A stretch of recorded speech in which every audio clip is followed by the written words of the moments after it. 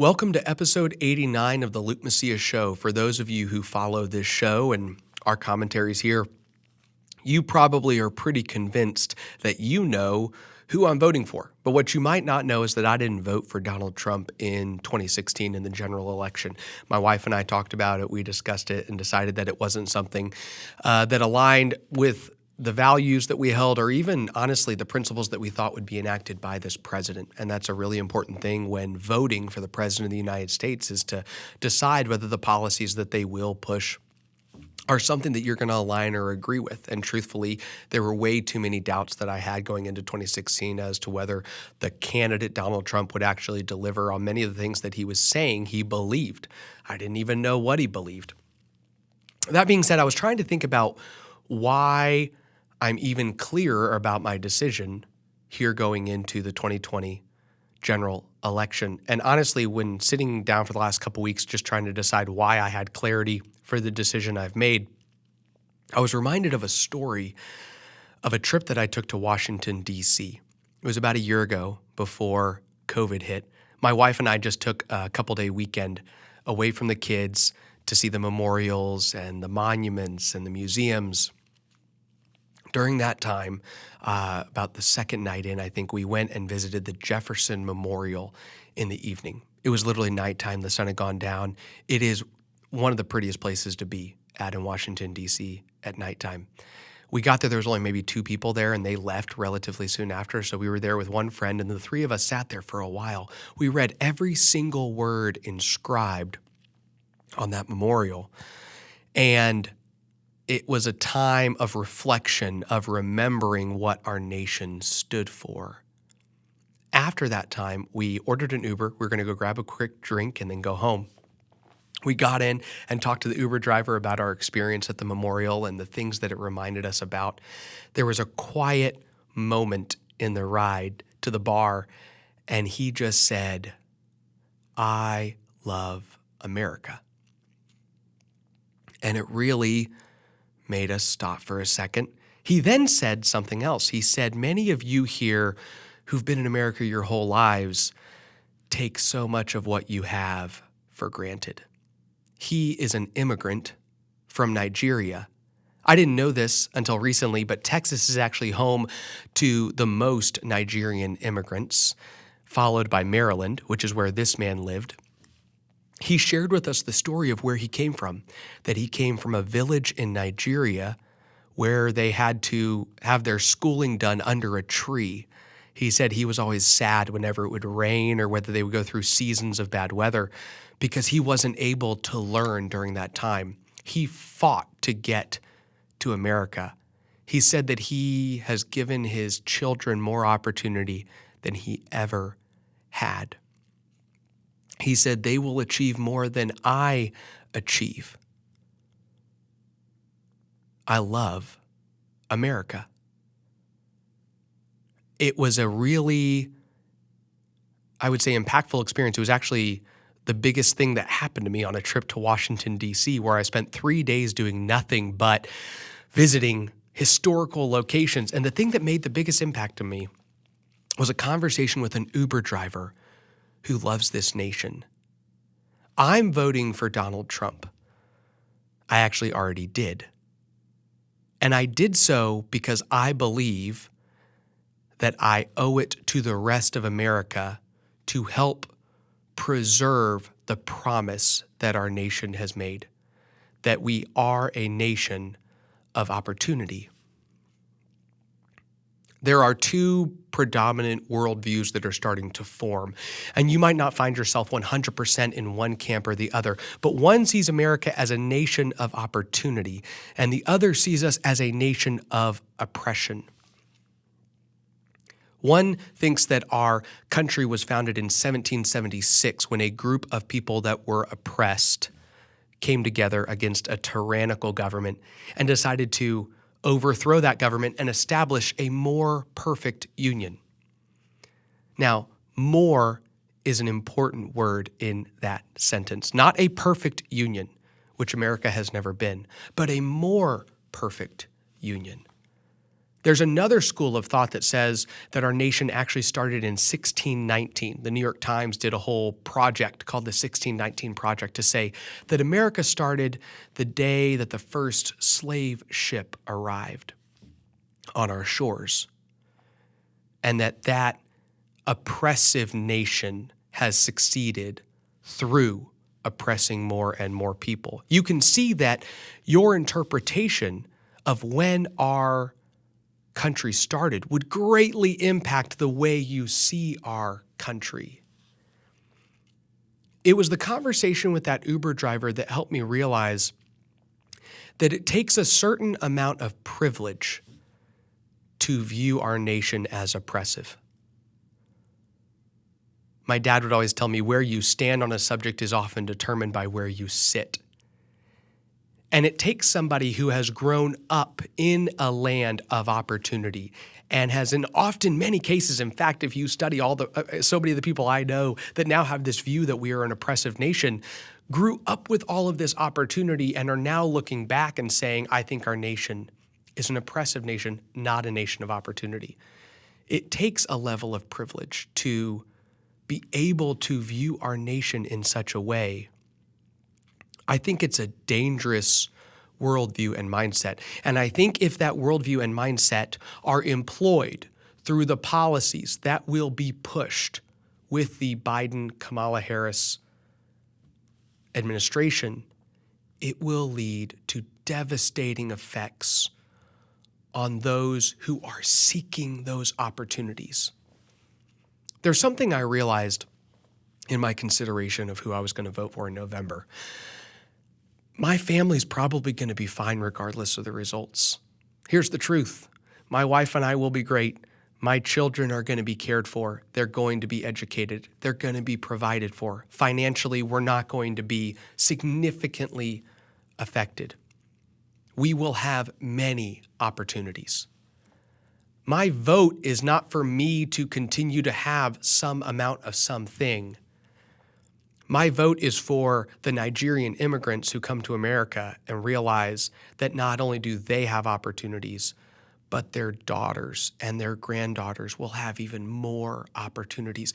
To think that this is happening around the world is naive. It doesn't happen. It's rare to have a nation where people can go from nothing to something, where they can gather it all together through their own work ethic and striving and determination and character and can succeed. It takes a certain type of nation, a nation filled with opportunity to do that. Many of you know somebody who is unfortunately oppressed or is less fortunate than yourself. And the view of that one person can often decide to then define an entire nation by that person's experience. It's a dangerous perspective. It also doesn't take into account the reality that oppression has and will always exist to some extent. Now, you might take that and think, oh, well, that means that you're excusing any unfortunate oppression that would exist in anywhere in the United States. And that's not my view. In fact, as a conservative, one of the people that I've looked to for direction when it comes to the principles that I hold is a gentleman named Russell Kirk. And he has an essay he wrote. I'm going to read an excerpt from that essay real quick to give you another perspective that I think comes to play within the view of who America is, what America is. And I think the way you interpret that will help you determine who you're going to vote for in November. I'll read this real quick. Russell Kirk says, conservatives are chastened by their principle of imperfectibility. Human nature suffers irremediably from certain grave faults. The conservatives know. Man being imperfect, no perfect social order ever can be created. Because of human restlessness, mankind would grow rebellious under any utopian domination and would break out once more in violent discontent, or else expire of boredom. To seek for utopia is to end in disaster. The conservative says we are not made for perfect things. all that we reasonably can expect is a tolerably ordered, just, and free society in which some evils, maladjustments, and sufferings will continue to lurk. By proper attention to prudent reform, we may preserve and improve this tolerable order. But if the old institutional and moral safeguards of a nation are neglected, then the anarchic impulse in humankind breaks loose. The ceremony of innocence is drowned. The ideologues who promise the perfection of man and society have converted a great part of the 20th century world into a terrestrial hell. It might not sound that awesome to have a tolerably ordered, free, and just society, but I promise you that is better than the terrestrial hell that will result through the policies, the worldview implemented through a Biden-Kamala Harris administration. And I think that divide is no more clear than in this election. How you view our nation, I think, largely will interpret how you then vote in this election. As a Christian, I also compare it to a problem that we as believers have, if you are a believer. And if you're not, just bear with me. There's an idea. In fact, it's kind of a central core fundamental principle that we hold to as Christians, which is that faith in Christ transforms, it saves, it regenerates, it changes. It makes you a new man. We actually talk about the new man versus the old man being the man you were before you were a Christian, and the new man being who God has called you to be. There's even instances where God, in calling someone to himself, changes their name. That is the level of significance that this new creation brings about. But there's a problem, and if you're a Christian, I know you've encountered this. There's a problem with this new creation, and that is that you still sin. You still falter. You still trip up. You still make mistakes. And the Bible is filled with faithful men sinning. Now, your own conscience and Satan can team up and do something with this reality of faults. And you could say sin, or you could say injustices or imperfectibility on this side of eternity. You can either repent and acknowledge faults and move on, or you can define yourself by your faults. I've done this before. You can define yourself. You can look at yourself as everything you've ever done wrong. And that is devastating. It will destroy you. It is not a life-giving perspective. The right thing to do is not to never address any problem, but the wrong thing to do is to define yourself by all of your problems. And America, for all of its imperfectibility and for all of its many faults, when compared across the world, is a nation of opportunity.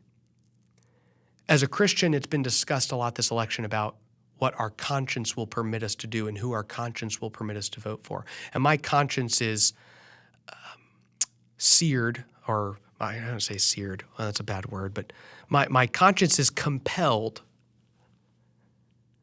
My conscience is compelled by two fundamental individuals that I care for. One is the poor and the needy. It's the Nigerian immigrant who's come into this land to try to seek out opportunity. And I promise you, the worldview that equal opportunity should be turned into equal outcome will devastate those opportunities for those people. America has always believed in the equality of opportunity. Each and every one of you should have opportunity, and where you don't, we need to correct that. But there are some people who think that that is a broken fundamental system, and we need to move to equal outcome, where each person is turning out with the same result regardless of the effort they put in. And that devastates everyone. No one wins in that scenario. So my conscience compels me for that person. My conscience also compels me for the unborn.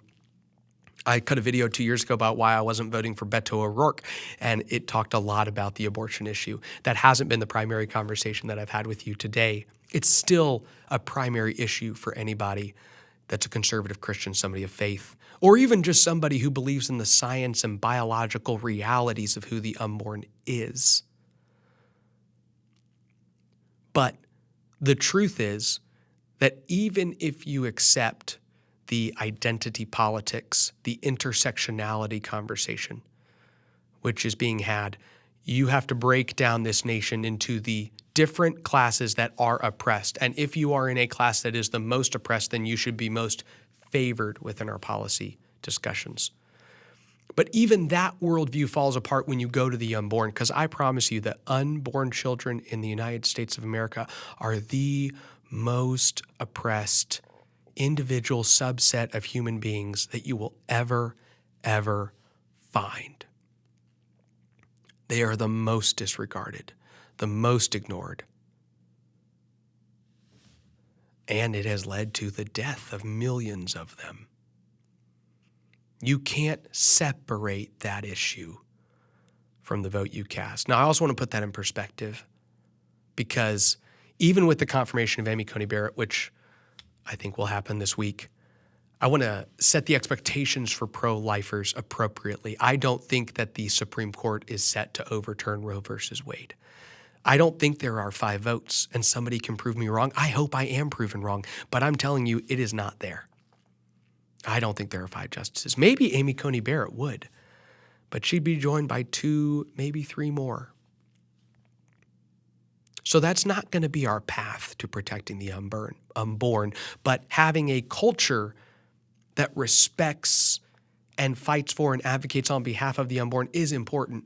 And that is an obligation for us in our private time. It's also an obligation for us in the elected officials we support. And the truth is that President Trump has done a significant amount for the unborn, even more than George W. Bush did. He probably has been the most pro-life president that we've had in decades upon decades in this nation.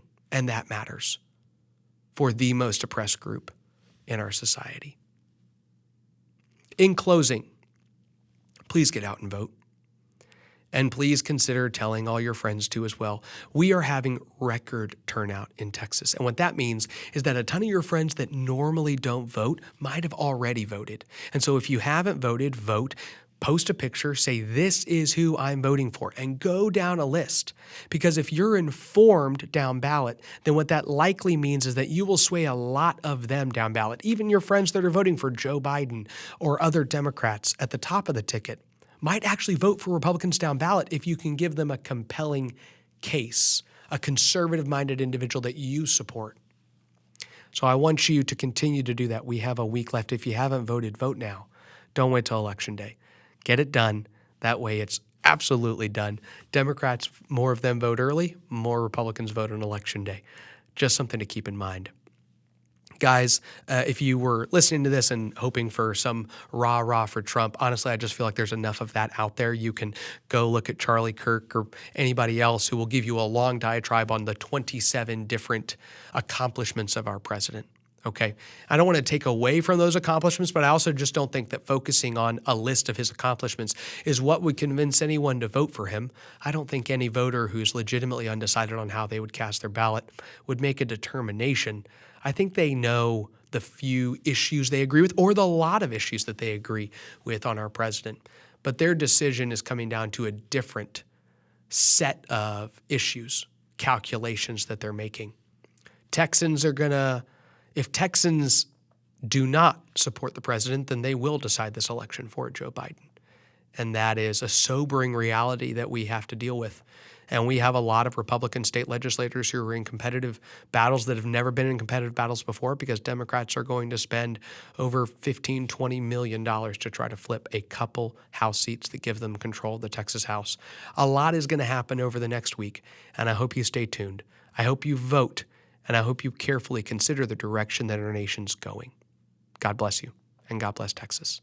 Thank you for watching the Luke Macias Show. This show is brought to you by Scorecard Media. Please visit TexasScorecard.com to read up on all things Texas. Scorecard also has multiple other podcasts. Now, they're not as good as this show, but you should still check them out. If you want to support our podcast, please consider subscribing on any of the platforms that you're listening to us on or watching us here on Facebook or YouTube. Leave a review as well. This helps other Texans find our content and allows our show to grow. Thank you. God bless you, and God bless Texas.